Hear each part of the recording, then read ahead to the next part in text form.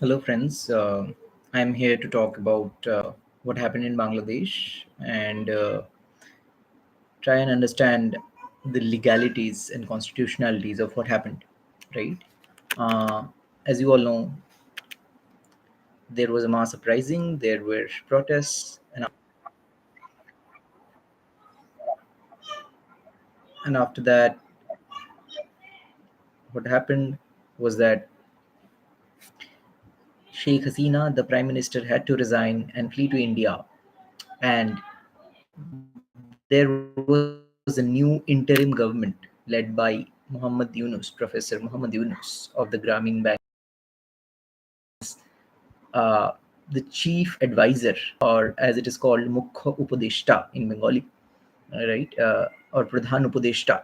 So that is how he took over, along with a team of advisors who are currently running the government.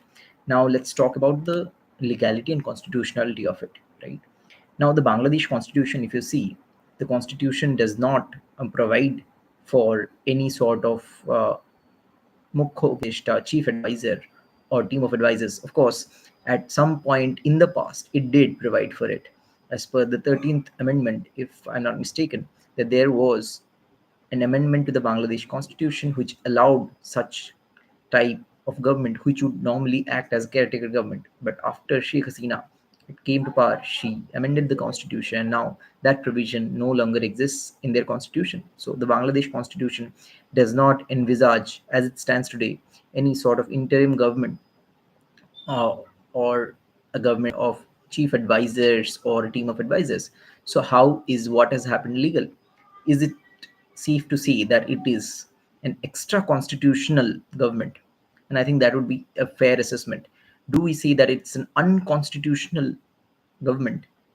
If you see what happened, uh, the Bangladesh Supreme Court has, in some ways, legitimized this current government uh, by relying on that earlier amendment, which allowed for such an interim government. Not just that, international community has recognized this government, and that is very important.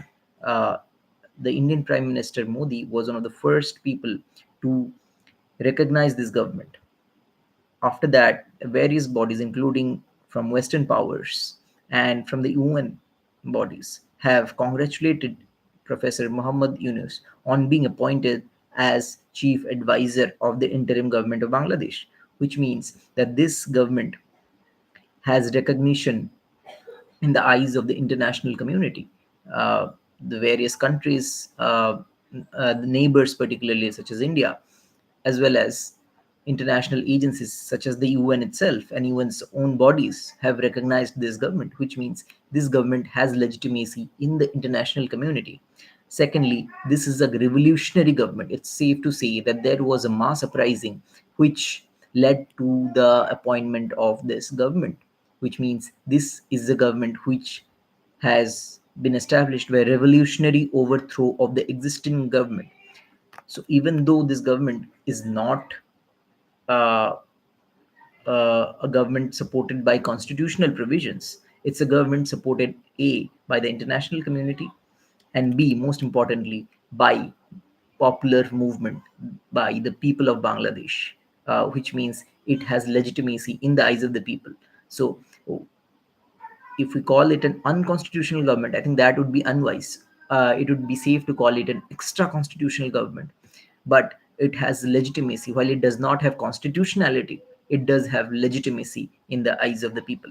So these are governments which are normally established whenever there is a revolutionary overthrow or there are coups and there is a government. Now, often when it happens, such as in places such as in Myanmar, or even in places such as, say, in Niger or some other countries in Africa, where this kind of revolutionary overthrow and then dictators have taken power. Even in our neighborhood in Pakistan, it has happened. In Bangladesh, it has happened in the past. Now, if these governments do not have legitimacy in the eyes of the people and the international community, along with being something that is extra constitutional, then we can safely call it, say, something that is totally unconstitutional and not allowed. However, because of the legitimacy in the eyes of the international community and the people of Bangladesh, this government is a legitimate government.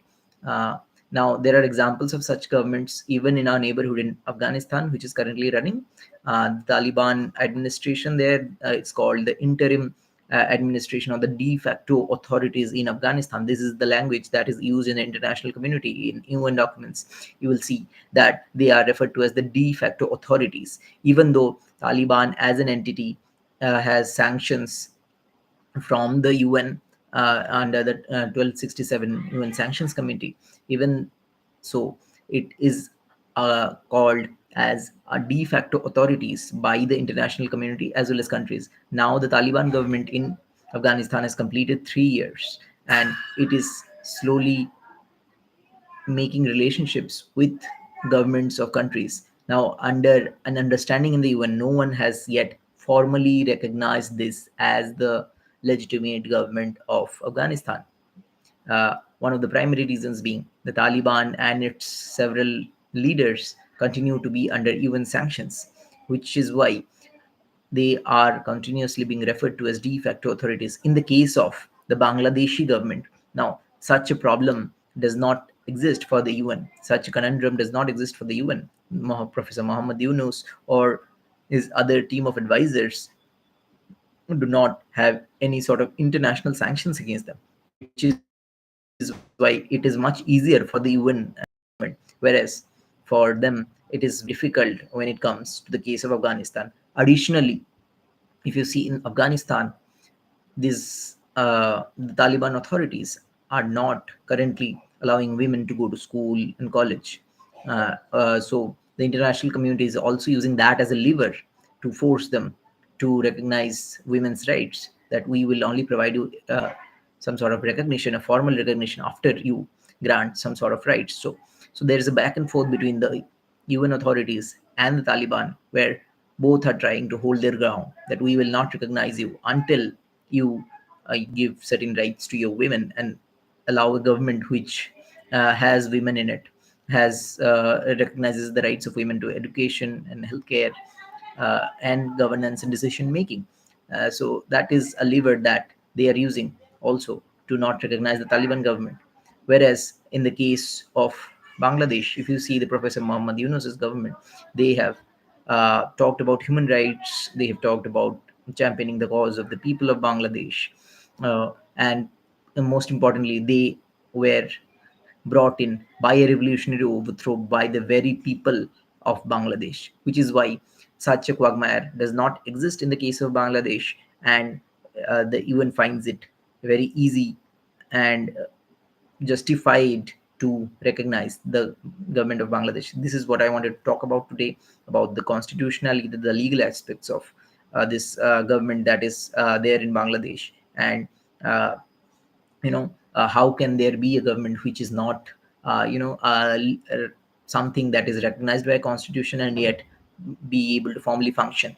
One of the other things that is important in the Bangladesh case is that the prime minister had formally resigned, and the second most important thing here is that the chief advisor was appointed by a presidential order, a presidential decree, and these advisors are advisors to the president. So although this government is extra constitutional, but they are still advising a constitutional functionary like the president of Bangladesh. Under the constitution of Bangladesh, there is a president, and they are advising this current president, which means this is not a wholly unconstitutional setup. It is a team of advisors advising a constitutional functionary. And although this is not envisaged in the constitution, it is not something expressly denied by the constitution that no one can advise the president. So there is no such provision in the constitution which says that there is no one who is allowed to advise the president. So that is the long and short of it, that this government, while not being constitutional, cannot entirely be called unconstitutional, and it's safe to call it an extra constitutional government. Do let me know what you think, and if there are comments, and like, share and subscribe. Thank you.